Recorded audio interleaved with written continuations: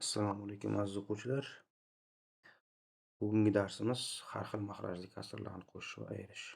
Xo'sh, har xil mahrajli kasrlarni qo'shish va ayirish qanday amalga oshiriladi? Masalan, ixtiyoriy berilgan A taqsim B, B S taqsim D ifoda ko'rinishida berilgan kasrlarni qo'shish uchun bizdagi mahrajlar uchun, mana bu turli xil mahrajlar uchun bizlar bunga ekkokini topib olamiz. Ya'ni B va D sonlari agar o'zaro tub sonlar bo'lsa, ularning o'ziga ko'paytmasi bo'ladi. Demak, bittadan bu yoqqa, bittadan bu yoqqa beramiz. A'ni ko'paytiramiz D'ga, taqsim B ko'paytirilgan D, qo'shamiz S'ni ko'paytiramiz Bga, mahrajda esa yana B ko'paytirilgan D. Endi e'tibor beradigan bo'lsak, mahrajlar bir xil bo'lib qoldi. Har doim qo'shishda ham, ayirishda ham bizda mahrajlar bir xil bo'lsa-gina suratlar ustida ishlasak bo'ladi. Demak, AD plyusdan SB taqsim BDga teng bo'lib qoladi. Taqsim shunga keladi. Endi bizda bunga asosan misol ishlab ko'ramiz. Masalan, birinchi misolni oladigan bo'lsak, 2 bilan 8 bizda hozir aytib o'tdim, ya'ni mahrajlari o'zaro tub bo'lsagina dedik. Demak, bular o'zaro tub emas, 2 bilan 8 bir-biriga karrali. Agar karrali bo'ladigan bo'lsa, ularning kattasi ular uchun mahraj bo'ladi. Demak, 2 va 8 ga umumiy mahraj 8 ekan. Biz 8 ni hosil qilish uchun 2 ning qiymatiga 2 ni, ya'ni nechini ko'paytirsak 8 ni beradi. 2 ga 4 ni ko'paytirsak, demak 4 ni 1 ga ham ko'paytiramiz. Bu yoqqa bittadan beramiz. 4 ni 1 ga ko'paytiramiz va 2 ni ham 4 ga ko'paytiramiz. Plyus 3 ni 1 ga ko'paytiramiz. Mahrajda esa 8 ni o'zi. 8 1 ko'paytirsak 8. 2 karra 4 8, 8 ni o'zi. Demak, mahrajlar bir xil bo'lganligi uchun suratlar ustida ishlasak bo'lar ekan. 4 karra 1 4, 3 karra 1 3. Qo'shadigan bo'lsak 7 taqsim 8 degan qiymat hosil bo'lar ekan.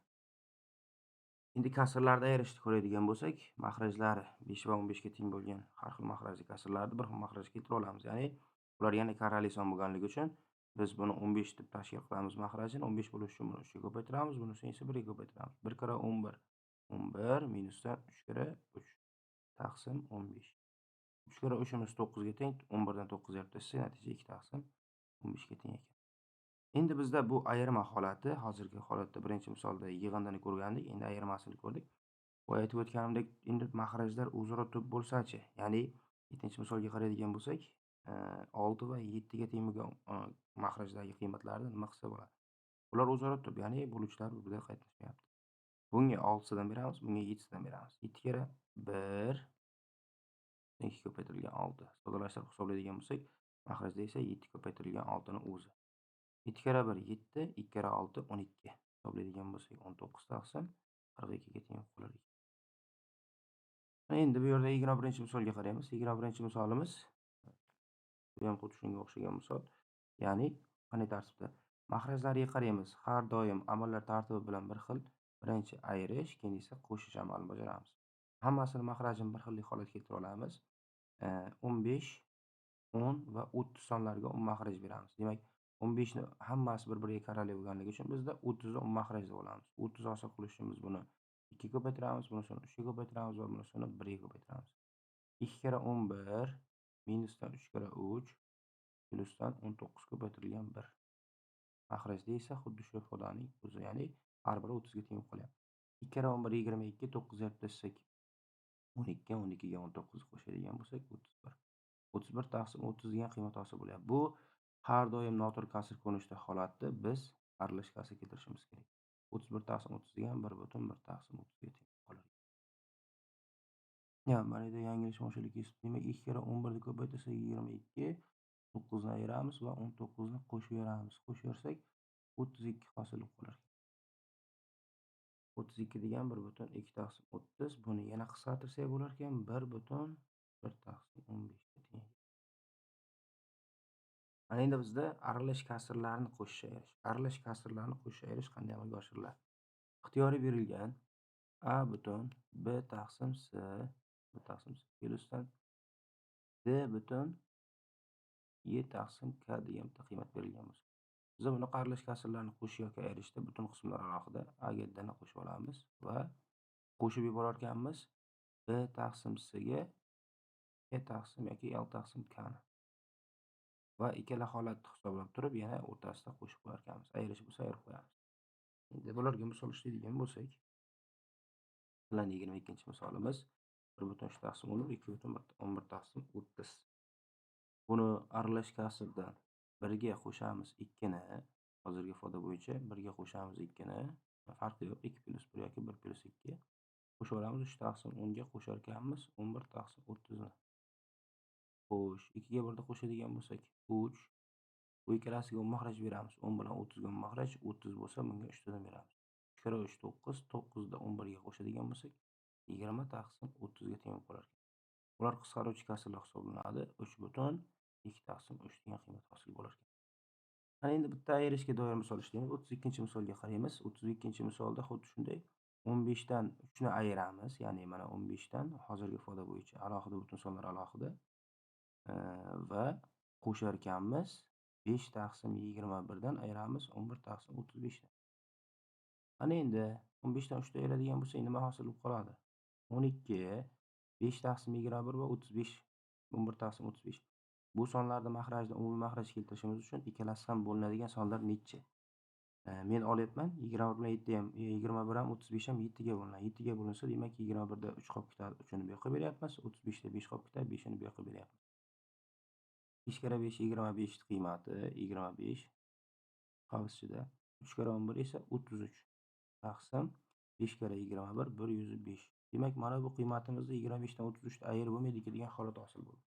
Mana shunda eng asosiy nuqtamiz 12 ni maydalab olamiz. Qanday qilib? 11 plyusdan 1 plyus 25 taqsim 105 va minusdan 33 taqsim 105. Mana shu holatda mana bu 1 ni qavs ichidagi 105 bilan keltira olamiz. 11 plyus 105 taqsim 105 plyusdan 25 taqsim 105 va minus 33 taqsim 105. Demak, mana bunga yetmay qolganligi uchun ayirishimizga bundan bitta qarz oldik, ya'ni jo'rasidan qarz oldik. 105 ga 25 ni qo'shsak 130, 33 ni ayirib tashlasak 97. Demak, 11/97 taqsim 105 degan qiymat hosil bo'lar ekan. Mana endi tenglamani ishlaydigan bo'lsak, tenglamadan nima hosil bo'lyapti? Tenglamada oddiy tenglama. X ga 8 ni qo'shganimizda natija 11 bo'lishligi uchun biz qanday ishlardik bu tenglamani? X topib qo'ysak, mana bu +8 ifodamiz bu yoqqa o'tardi, minus bo'lib qolardi. Demak, 11 minusdan 8 natija 3 ga teng bo'lardi. Demak, x ning qiymati 3 edi. Bu ham xuddi o'sha ko'rinishda turibdi, faqat aralash kasr holatida.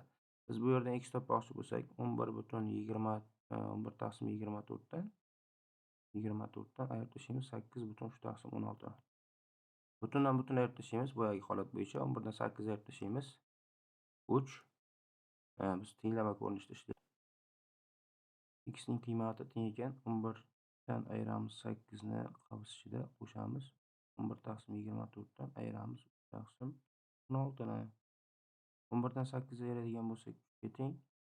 24 va 16 ga makhraj beradigan bo'lsak, bular bo'linadigan eng katta sonimiz 8. 24 ni 8 ga bo'lsak 3 bu yoqdan beramiz. 16 ni 8 ga bo'lsak 2 ni bu yoqqa beraveramiz.